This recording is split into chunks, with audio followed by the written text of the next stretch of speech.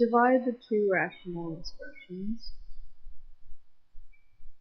6x squared y to the fourth over 30, that's a weird looking 35 a squared b to the fifth divided by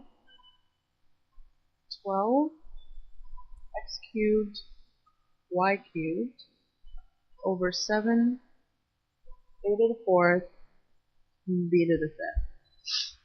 So now, remember, when you divide rational expressions, you can think of it as you have a over b divided by c over d. You can think of this as the first fraction multiplied by the reciprocal of the second, and the reciprocal is just 1 over the original value. But 1 over this is going to be a over b times d over c. So in this case, you just flip the numerator and the denominator. So let's do that in this case. So this is going to turn into 6x squared y to the fourth over 35 a squared b to the fifth times the reciprocal of the second one. So we're just flipping the numerator and the denominator in this case.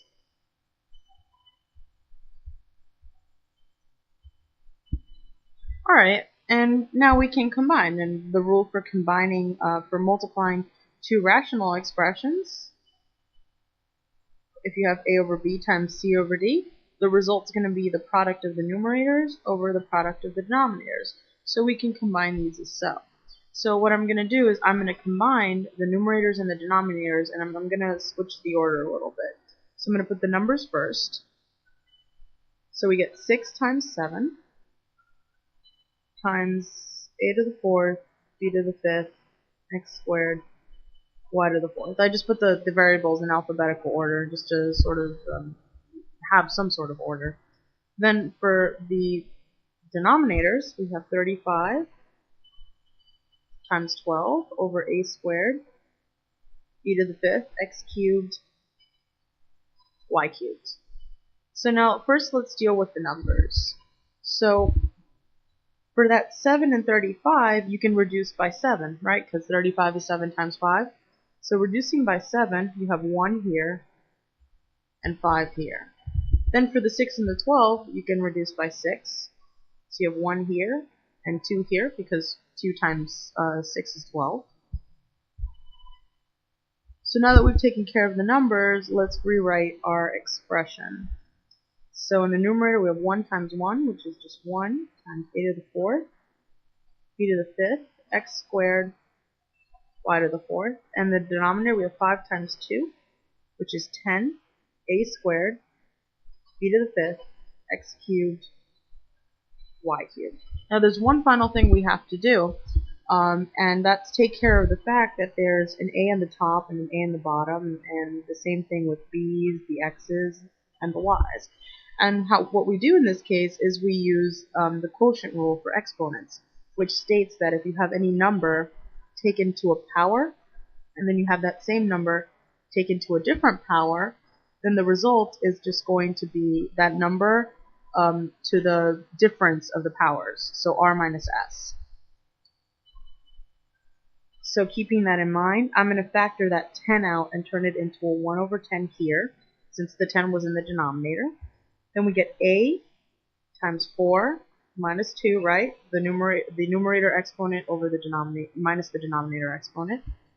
Then b, 5 minus 5, x to the 2 minus 3, and y to the 4 minus 3. So now let's simplify. We get 1 over 10 times a, 4 minus 2 squared, b to the 0, x to the negative 1, and then y to the first power. So continuing on, we get 1 over 10. A squared can stay the same. B0 is going to be equal to 1 because remember, any number taken to the 0 power is always 1. That's a property of the exponents. So this is just going to be times 1. And then we have x to the negative 1 power. And actually, let's do x to the negative 1 power. So this is using the property of exponents, where if you take any number to a negative power, then what the negative does is that it gives you the reciprocal. And remember, the reciprocal is 1 over the value. So this gives you 1 over n to the r. So in this case, since we had x to the negative 1, this turns into 1 over x to the first power, and then y to the first power is just y. So now let's combine the numerators with the numerators and the denominators with the denominators. So in the numerators, we get, I will leave it there, a squared times y, and the denominators, the ones that are under the 1, is going to be 10 times x. And so, since there's nothing else to do to reduce, this is the final answer.